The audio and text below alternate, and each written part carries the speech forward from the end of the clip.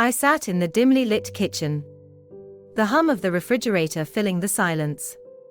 The clock on the wall ticked steadily, each second a reminder of how my life had unraveled in just a few short hours. I stared at my phone, the messages still open on the screen, as though they held the answers to all the questions spinning through my mind. But they didn't. They only told me what I had already suspected. What I had dreaded for weeks, but hadn't wanted to face. My husband, Derek, was cheating on me. I had found the messages by accident. I wasn't snooping. At least not intentionally. He had left his phone on the counter, and a notification popped up while I was making dinner. It was from someone named Lila, a name I had never heard him mention before. At first, I had thought it was a work colleague. Derek often got texts from co-workers at odd hours, and I didn't think much of it. But then another message came through, and this one had a heart emoji at the end. My hands froze mid-chop, the knife slipping from my grip as I stared at the phone. My pulse quickened, my throat tightening as I swiped open the screen. What I found was worse than I had imagined. It wasn't just one or two flirty messages, it was a string of them, stretching back for months like a web of deceit that had been spun right under my nose. Each message was like a dagger, cutting deeper into the life I thought I knew. The words were intimate, far too familiar, full of the kind of playful affection that used to be reserved for me. Every miss you, every can't wait to see you, every I wish you were here felt like a slap in the face. As though I were suddenly seeing a side of Derek that I had never known existed. The pictures were what hit me hardest. They weren't explicit, but they didn't need to be. In one, they were sitting together in a dimly lit bar, his arm casually slung over her shoulders, the soft glow of candles making them look like they were in their own private world.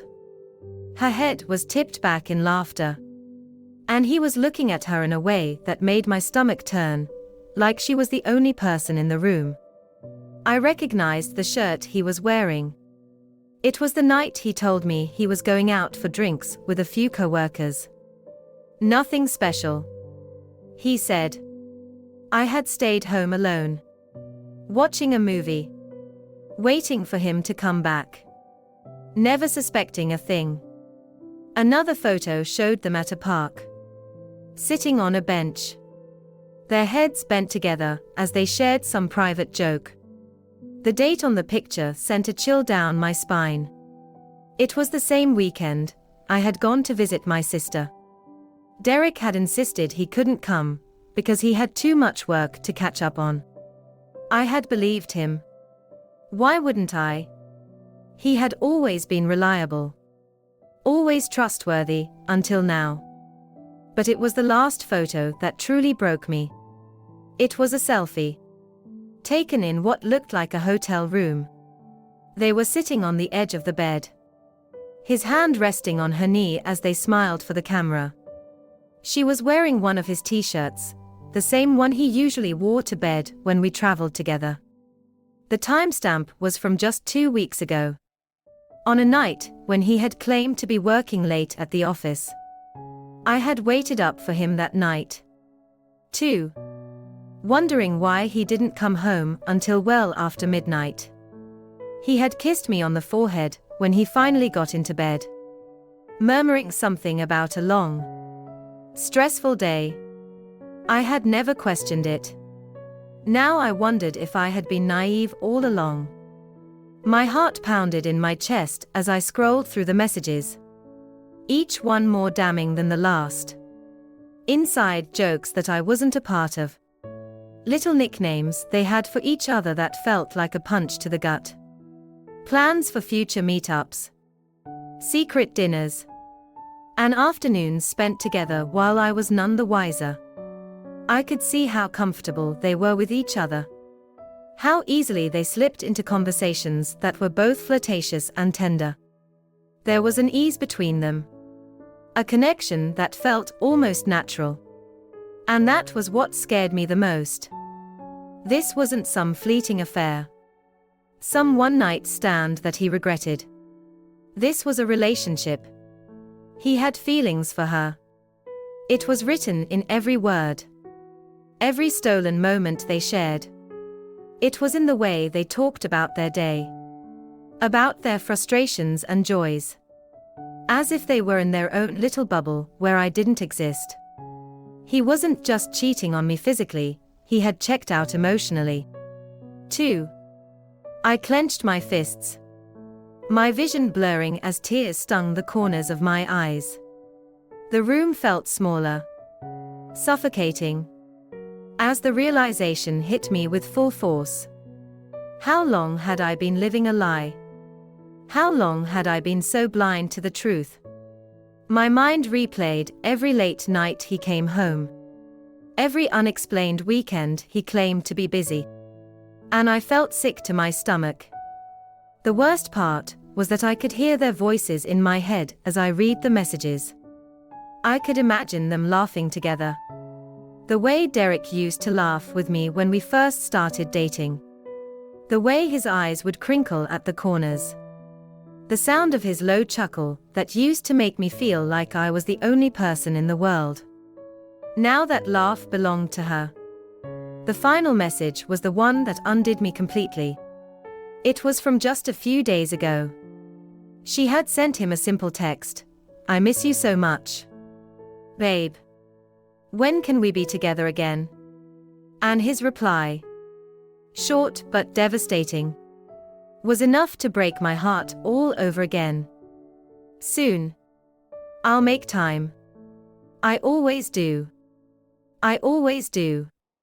Those words echoed in my mind, filling the quiet of the room with a deafening roar. He had been making time for her. Always finding a way to be with her while I sat at home. Trusting him. Believing in our marriage.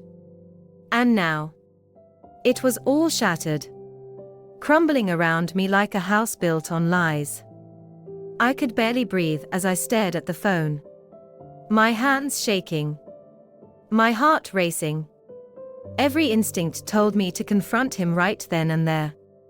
To demand answers. To scream at him for what he had done. But the more I thought about it, the more terrified I became. What if he didn't deny it? What if he didn't even try to fight for us? What if this was the end of everything we had built together? I locked his phone and placed it back on the counter. My breath coming in ragged gasps. I wasn't ready to face him yet. I wasn't ready for the truth to become real. But I knew, deep down, that nothing would ever be the same again. The life I thought I had, the man I thought I knew, was gone. And now, I was left to pick up the pieces. The sound of the front door opening snapped me out of my thoughts. Derek was home. I quickly locked his phone and slid it back onto the counter. My heart pounding in my chest. I didn't know how I was going to confront him. Part of me wanted to scream. To throw the phone at him and demand answers. But another part of me was paralyzed by the fear of what would come next. What if this was the end? What if he didn't even try to deny it? Hey, he called from the hallway. His voice casual and warm. Like nothing had changed. Something smells good. What are you making? I couldn't respond. My throat was tight. My hands trembling as I stood there. Frozen in place. Derek walked into the kitchen. Smiling as he shrugged off his jacket and hung it over the back of a chair. You okay? He asked. Noticing my silence. You look a little pale. That's when I couldn't hold it in any longer. I turned to face him. My eyes burning with unshed tears. Who is Lila? I asked, my voice barely above a whisper. Derek's smile faltered. And for a split second, I saw something flicker in his eyes, something that told me he knew exactly what I was talking about. But he tried to play it off. What, he said. His tone light. But there was an edge to it. Lila. I don't know any. Don't lie to me. I cut him off. My voice trembling now. I saw the messages. Derek. I know. He stared at me for a long moment. The air between us thick with tension. And then, slowly, the color drained from his face.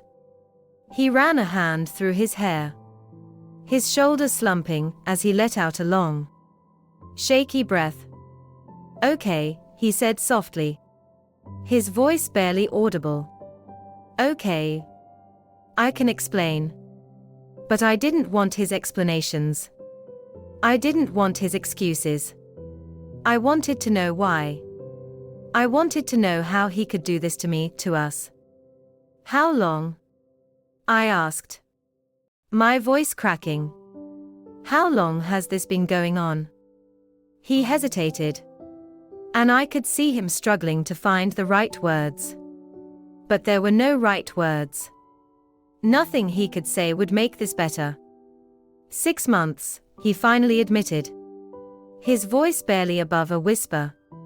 It's been 6 months. I felt like the floor had fallen out from under me. 6 months. Half a year. All that time. While I had been going about my life, thinking we were just going through a rough patch, he had been with her. My chest tightened. And I could barely breathe. Why? I asked, my voice shaking. Why did you do this? I don't know, he said, his voice breaking. I don't know. Okay. It just happened. I wasn't looking for it. It wasn't supposed to be like this. I wanted to scream at him. To tell him that wasn't good enough. But the truth was, I wasn't sure what I wanted. I had always thought that if something like this ever happened, I would leave. No questions. No second chances.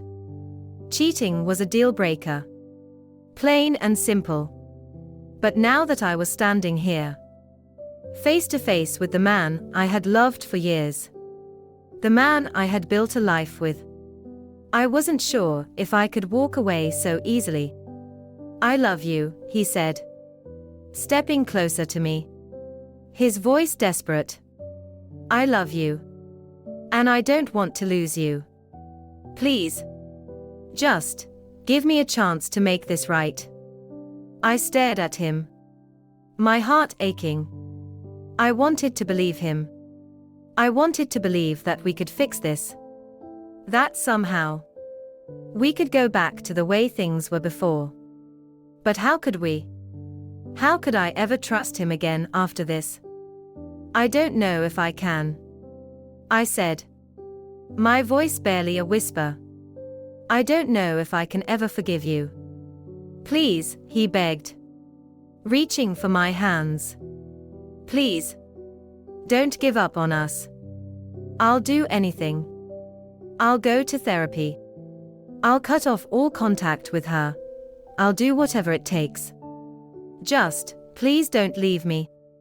I pulled my hands away from his, stepping back as the tears finally spilled over. I had never seen him like this, so vulnerable, so desperate. And it broke my heart. Because I still loved him. Despite everything, I still loved him.